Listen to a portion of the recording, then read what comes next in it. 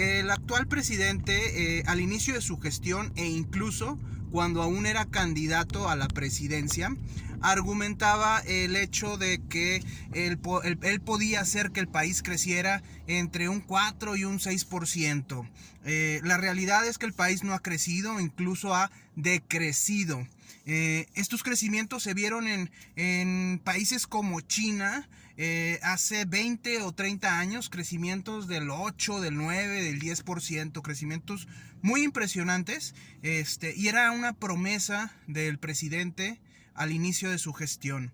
No se ha dado. Muchos de sus seguidores argumentan que pues bueno, les cayó la pandemia, que la pandemia ha evitado que se dé este crecimiento. Hay que recordar que el mismo presidente señalaba al inicio de la pandemia que esta situación le había venido como anillo al dedo. Entonces no podemos decir que la pandemia haya sido causa para que el presidente no haya provocado ese crecimiento en el país. Ahora, otro tema, el país no estaba creciendo antes de la pandemia, no había crecimiento como tal antes de la pandemia. Entonces el país ya estaba mal, ya estaba batallando, ya estaba fuera de condiciones desde antes de la pandemia. Y otro factor importante, países como China, como Estados Unidos, hace meses que se recuperaron y que llegaron a niveles de crecimiento que tenían antes de la pandemia.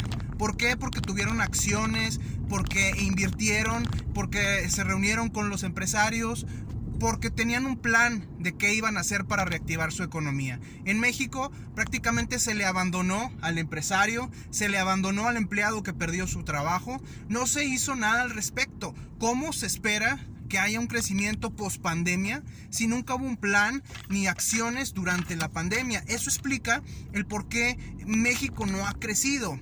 Y aquí el detalle es que no se quiere reconocer esto. Mientras no se reconozca, no vamos a saber, o no va a saber el país que se equivocó y no va a tomar las acciones correspondientes para salir adelante. Yo creo que ese es el principal tema.